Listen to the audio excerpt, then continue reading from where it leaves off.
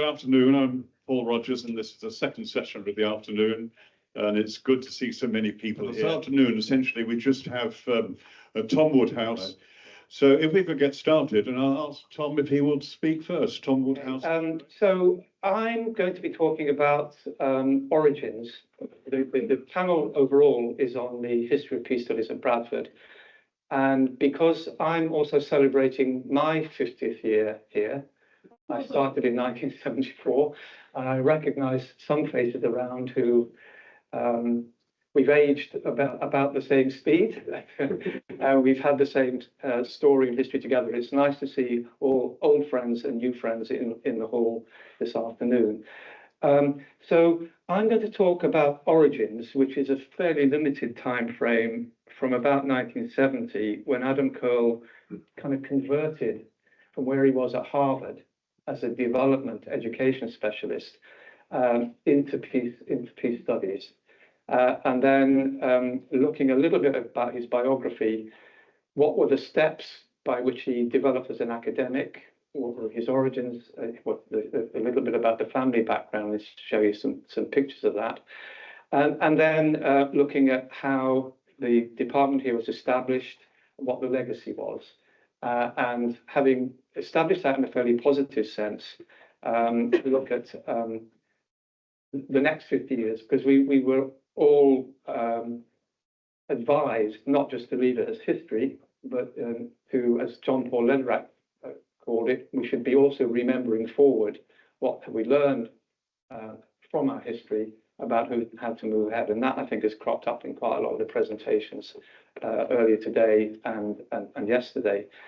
So I was going to talk a little bit about my kind of personal entry into this. I first met Adam Curle in the summer of 1974, because at that time I was finishing a doctoral degree at Leeds University in history, and I noticed in the Guardian my grant was running out, and I have to do something to make a living.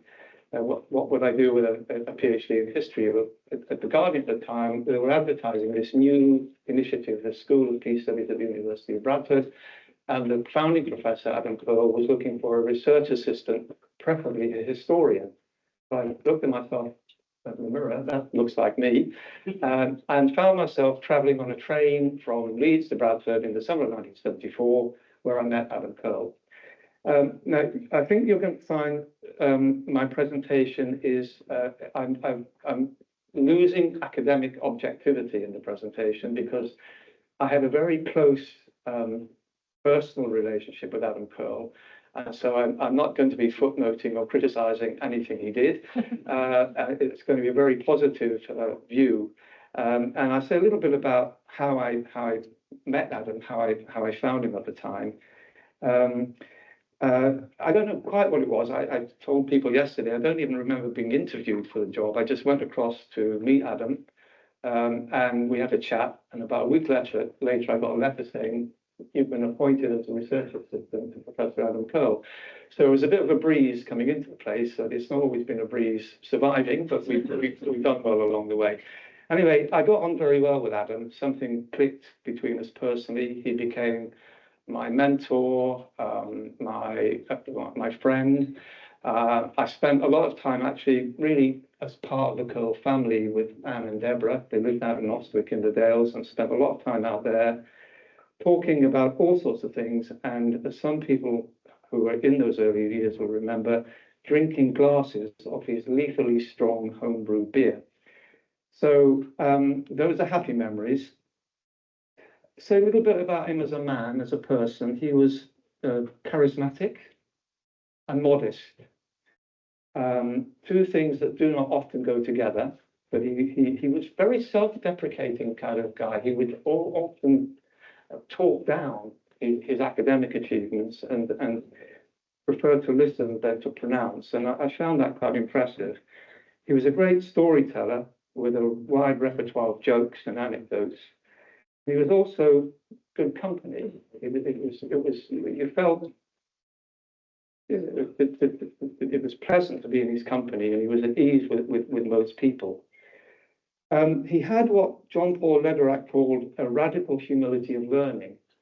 In other words, he wore his learning lightly, and he didn't use it as a kind of professional dominance. He didn't play the professorial card. And I think John Paul later made a sense of the value of that, because he saw learning as something you did with other people, alongside other people, not for them or above them. And that when he wrote that book, Education for Liberation, that was very much the kind of ethos or ethic of how he saw education should be. I think it's worth just taking you quickly through a conventional kind of biography.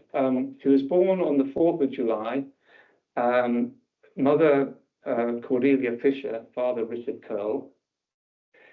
And he was born in France on Ile Adam, which is apparently on the River Oise, the north of Paris, which is a strange place to be born, because his mother took him there when she was pregnant with him, to be born in France. Now, the 4th of July 1916 was 3 days after the first onslaught of the Battle of the Somme. So he was taken to a war zone by his mum, because she had 3 brothers who were on the front, who were involved in the First World War. She wanted to be near them after the war. She then retreated back to England.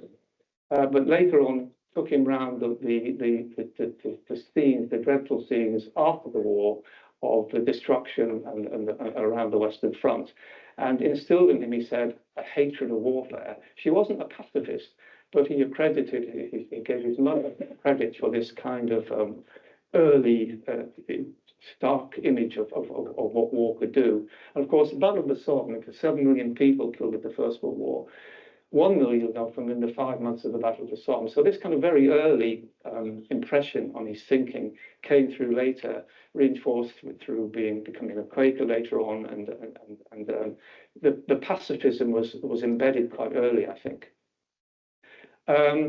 The other thing that's remarkable about his CV is it wasn't exactly interdisciplinary, but across his time as an academic, he trained as a historian, an anthropologist, a sociologist.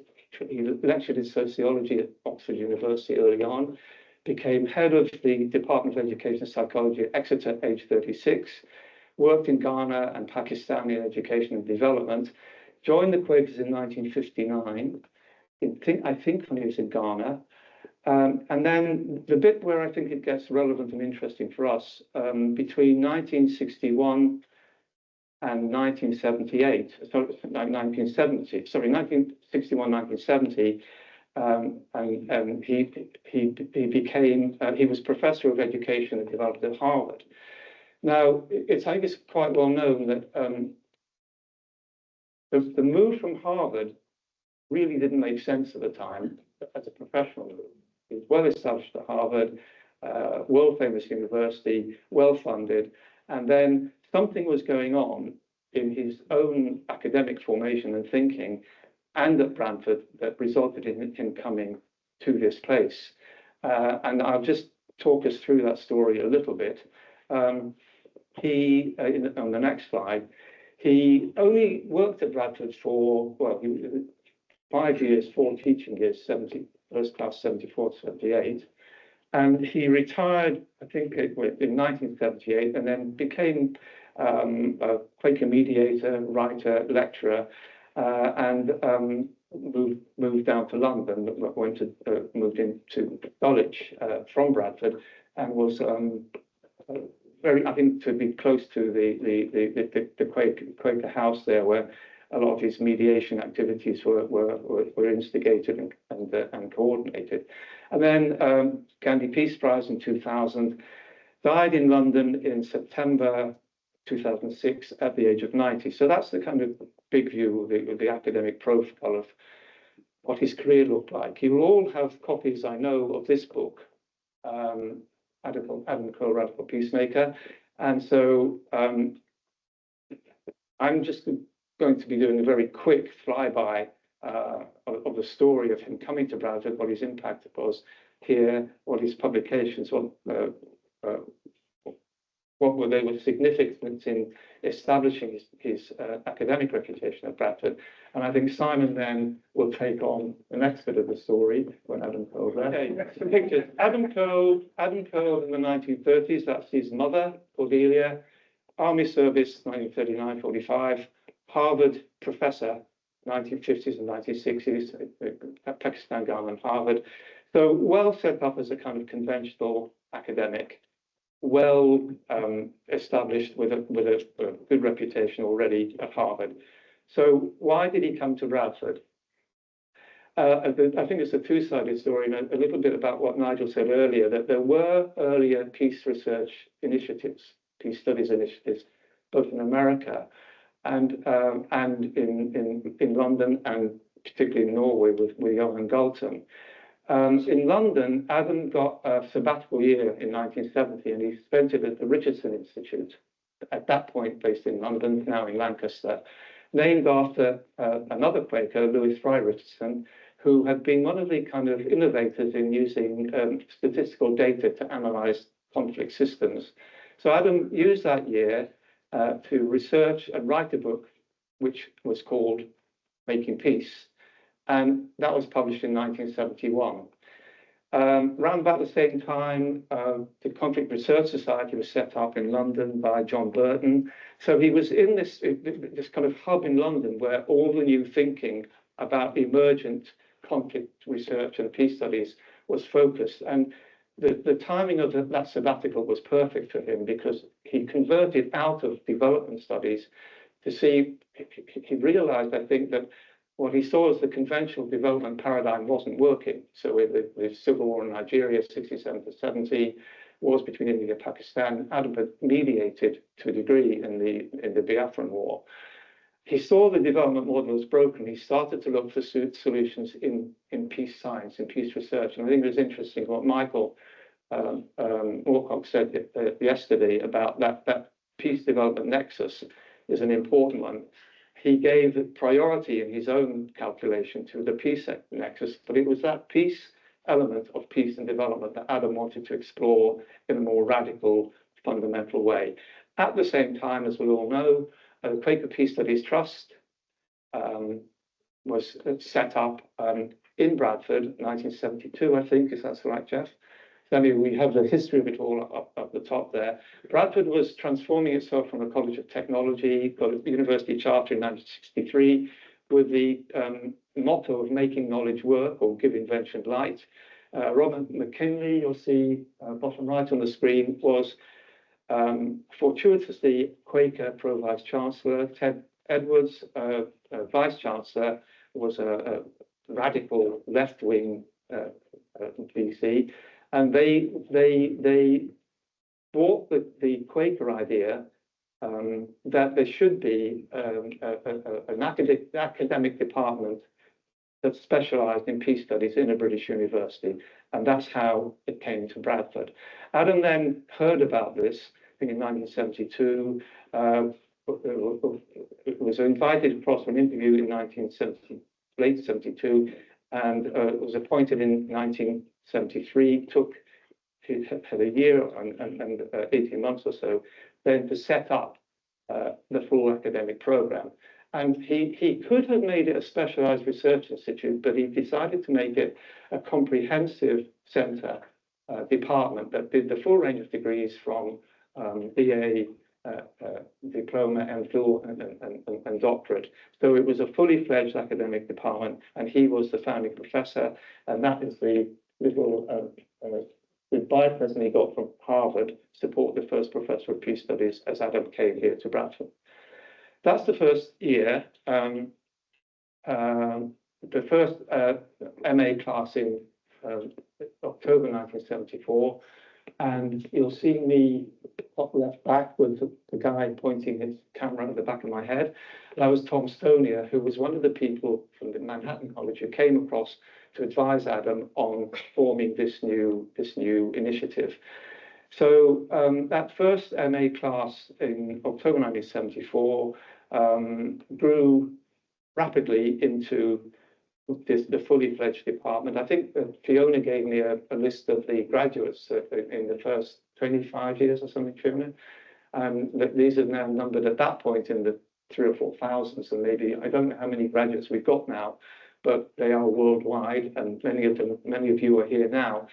I just wanted a few words on his legacy. I think it's twofold. Firstly, that he established the academic credibility of peace studies as an area that could be studied at university level. And I know at the time there were lots of criticisms flying around, debates and letters to the Times, saying that this was a kind of preposterous idea. The old academic culture just didn't think peace could be studied, although there was a war studies department in King's well before there was peace studies. And I think that was one of the Quaker rationalizations for having a peace studies department.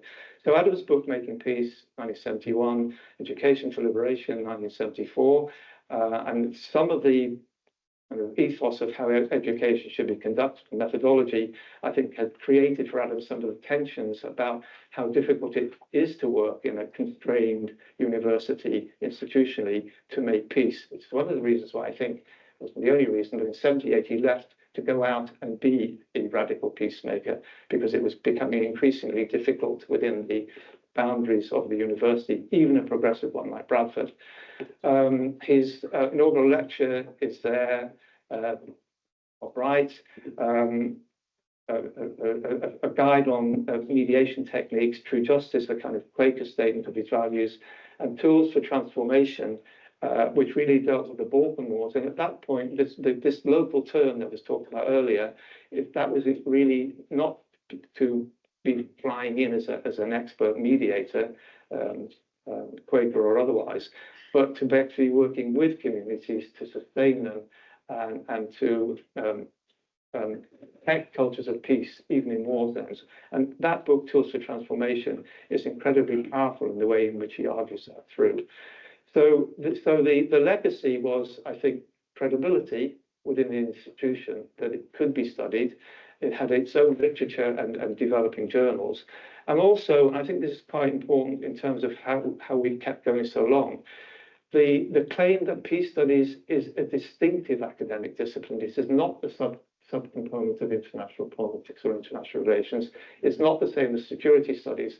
And there are times when we've had to protect that naming because it has been threatened and continues to be threatened. And we have the same problems, not the same as Italy, but we are evaluated within an international politics culture, because there isn't in the structures of research evaluation, I'm correct on that, there isn't a peace studies category. We compete against IR, but the claim, I think, is powerfully made, and we should stick with it, that we are distinctive and different from some of the more conventional disciplines, but complementary to them. So that's a quick overview, and I'm going to finish on this, and I know probably time is out, Paul, of it, but I said to Dave Webb, after he did his admission, that he converted from being a technologist to a peace professor and felt a bit of fraud about it. I think one of the things that's exciting me now looking ahead is I've been getting involved, and we have at Bradford formed with Bristol and Nabila. Where is Nabila? No, Nabila's not here.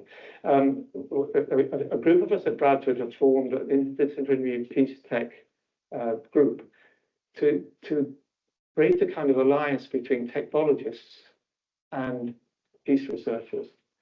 And I think Paul mentioned the book coming out, Contemporary Conflict Resolution. One of the big innovations in that book, the 5th edition, is that we are now beginning to identify an emerging peace tech landscape, that there are very, very exciting technological projects and initiatives which we've charted in that book. I know that there is a lot of AI and all the downside of technologies, peace or otherwise. And again, Michael's talk yesterday about the losers in development and the fear that the pace of change in digital technology particularly will have a big downside, but it could also have a massive upside for peace building. And the more I've looked at this, the more excited I am about that potential. So in the slide, in the presentation, I'm not I don't have time to take you into any of these things, but I've worked quite closely now for a few years with the Institute for Economics and Peace, and that whole thing of data analytics and how you measure peace, what is positive peace, how you can develop models that it's implemented in, not only at the global level, but also in small communities. So it's got the kind of a view that it's a kind of template that's global and business driven. It's not. And these technologies now can become very, very finely adjusted to local culture. There is another one called We Robotics that I haven't had a chance to show you on here, it's listed, which is really to do with enabling small communities of the kind that Rick spoke about to protect themselves technologically. And so I think this coming together of peace tech and peace research, for me personally, is very exciting. But in case you think I've lost the plot and become a technocrat, I want to finish with a relational statement from Adam. This is I was looking through some of his documents. He actually wrote a memoir for his family, and this was shortly before he died. So I'll just read it very quickly, Paul, if I can, stop at that point. What he said is, the fate of the world doesn't depend on you. It would be wrong and arrogant to think that it did, and to do so might make you ill. I know this from my own experience, and there is a story there. On the other hand, it would be equally wrong to think that you can contribute nothing to the peace and happiness of the world. I think this is a nice little statement of the microcosm and macrocosm connectors. He said the great relationships between nations, communities, cultures, and religions are built on a foundation of millions of small relations between people, between you and me, for example.